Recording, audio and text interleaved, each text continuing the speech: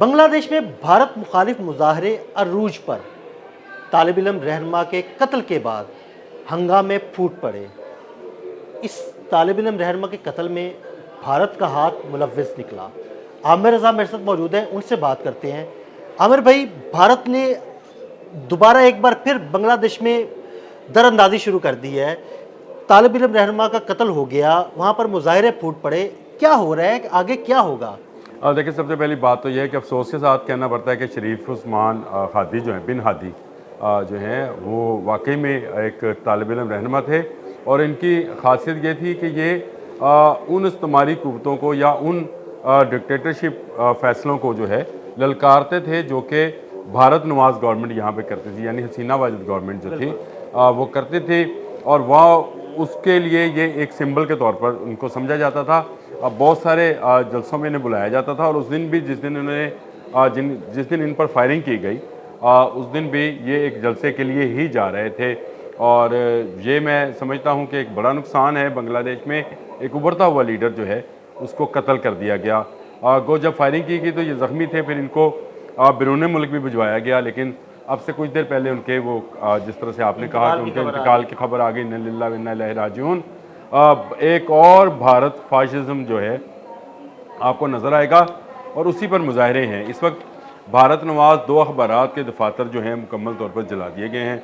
हसीना वाजिद, शेख हसीना वाजिद जो कि भारत नवाज हुकूमत की सरबराह थी, उनके घर को भी जला दिया गया है। यानी शेख मुजीब का जो पुराना भाई घर था उसको भी जला दिया गया है। हंगामे, आपने बिल्कुल सही लफ्ज़ बोला कि वहाँ पर फूट पड़े हैं। और एक बात ही कही जा रही है कि भारत जो है बांग्लादेश के अंदर मुदाखलत बंद करे, फाशिस्टों की और जो इस तरह के तशद्दुद पसंदाना ज़हनीत के लोग हैं उनको ख़त्म करें। अभी मैंने आपको एक और बात भी बतानी है कि दक्कन हेरल्ड की रिपोर्ट है कि भारत ने अपना सफारतखाना बांग्लादेश में बंद कर दिया है। उसका वीज़ा सेक्शन मुकम्मल तौर पर बंद है। उसको चारों तरफ से जो है फोर्सेस ने घेरे में लिया हुआ है, क्योंकि मुजाहिरीन जो हैं उनका मुतालबा ये है कि यहाँ से तमाम लोगों को निकाला जाए। तो अब ये 1 या 2 रोज़ में मेरा ख्याल है कि एक खसूसी प्रवास के ज़रिए यहाँ से स्टाफ भी चला जाएगा। यानी भारत जो है पाकिस्तान पर हमला होता है मई में, और उसके बाद से उसको जब पाकिस्तान से मुंह तोड़ जवाब मिला तो उसका जवाब उसने बांग्लादेश से हासिल करने की कोशिश की, लेकिन अल्लाह के हुक्म से वहाँ से भी उनको जो है रसवाई का सामना करना पड़ा है। और गो अब वो नहत्ते लोगों को जो है मारने पर जो है वो जिस तरह प्रॉक्सी वॉर खेल रहा है पाकिस्तान में, उस तरह वो बांग्लादेश में भी चुन चुन के लीडर्स को कत्ल करने का सिलसिला उसने शुरू कर दिया। लेकिन वो उधर भी उसको जलालत का सामना ही करना पड़ा। देखिए, सबसे पहली बात तो यह है कि जो रिपोर्ट्स हैं, जो ज़राए बता रहे हैं कि फैसल करीम जो कि कातिल है इस पूरे मामले के अंदर, जिसने एक मोटरसाइकिल के ऊपर, जब ये मोटरसाइकिल रक्षा के ऊपर जा रहे थे, बैटरी ऑपरेटेड रक्षे जो इस तरह से इलेक्ट्रिक रक्षे होते हैं, उस पर जा रहे थे, जब इन पर एक मोटर बाइक के ज़रिए जो है आने वाले 2 सवारों ने फायरिंग की थी और उस फायरिंग के नतीजे में ये ज़ख्मी हुए थे।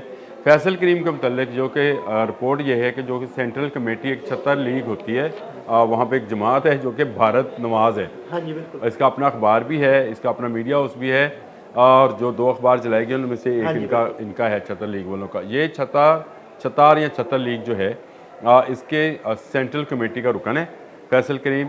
भारत नवाज है और भारत के हक़ में ही ये सियासत भी करता रहा है और भारत के हक़ में तकरीरें और भारत के हक़ में ही काम करता रहा है। अमर भाई, ये खबर और भी आ रही है कि हमले के बाद ये भारत फरार भी हो रहा है। ये बात ज़राए ये कह रहे हैं कि ये पहले से प्लान था कि इसको जैसे ही ये इसको कत्ल करेंगे उस्मान को, तो उसके बाद ये फौरी तौर पर भाग जाएंगे। लेकिन जो मोटरसाइकिल जिसकी मोटरसाइकिल है अब्दुल हन्नान, वो गिरफ़्तार हो गया है, जिसकी मोटरसाइकिल इस सारे मामले के अंदर इस्तेमाल हुई है। और इस वक्त मुजाहरे में शिद्दत आई हुई है। बहुत सारे जो सियासी रहनुमा हैं वो पहले तो अफसोस कर रहे हैं, दूसरा वो भारत की फाशिज्म जो है उस पर बात कर रहे हैं। खुद जो वहाँ के इस वक्त जो केयर टेकर एडमिनिस्ट्रेटर हैं मोहम्मद यूनुस, उनका भी बयान सामने आ गया है। उन्होंने उस्मान की मौत पर ना सिर्फ अफसोस का इजहार किया है, बल्कि उन्होंने कहा कि वो इस फाशिज्म और फाशिस्ट निज़ाम के ख़िलाफ़ जो है अवाम को जद्दोजहद को जारी रखने का कहेंगे।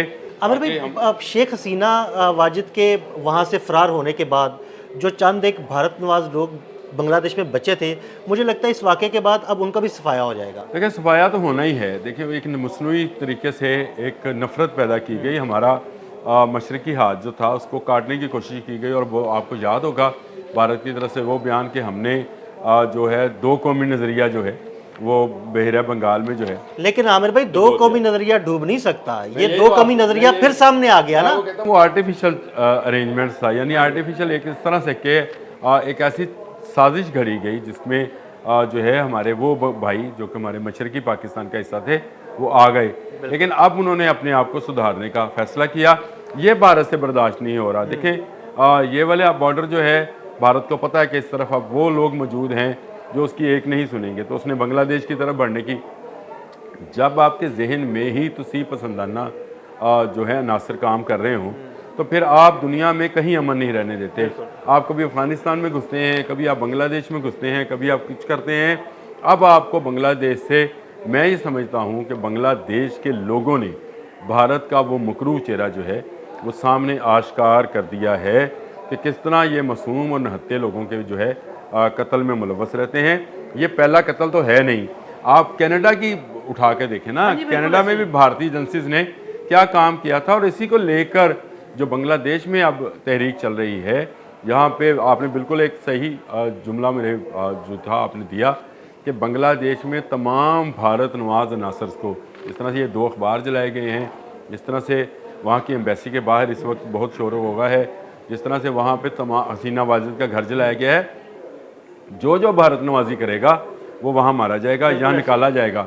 अब उनके लिए तो एक ही जगह बची है बाकी, और वो भारत है। जिस तरह से मैं कहता होता कि अफगानियों के लिए एक ही जगह बची है, वो भारत है, कि वो वहाँ चले जाएं ताकि भारत के अलावा उनको कोई मुंह लगाने को। आपकी इसी बात को मैं थोड़ा सा आगे कंटिन्यू करूँगा कि देखिए, खित्ते का दहशतगर्द अफगानिस्तान और उनका सरगना भारत। और भारत जो है मुख्तलिफ ममालिक में दहशतगर्दी करता रहा है। मुझे बताएं, फितनल हिंदुस्तान के लोग क्या बलोचिस्तान में काम नहीं करते रहे?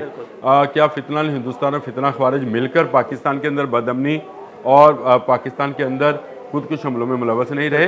तो यही वो फितना है जो अब बांग्लादेश में सर उठा रहा था। लेकिन मैं सल्यूट करता हूँ बंगाली अवाम को, वो जान की कुर्बानी दे रहे हैं।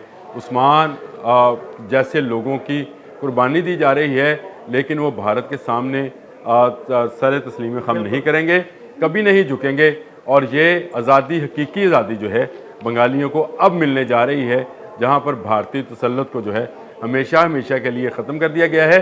अगली बारी नेपाल की है। याद रखिएगा, मैंने पहले भी एक दफ़ा जिक्र किया था कि नेपाल में भारत के ख़िलाफ़ बड़ा जो है कदम उठाया जाना है।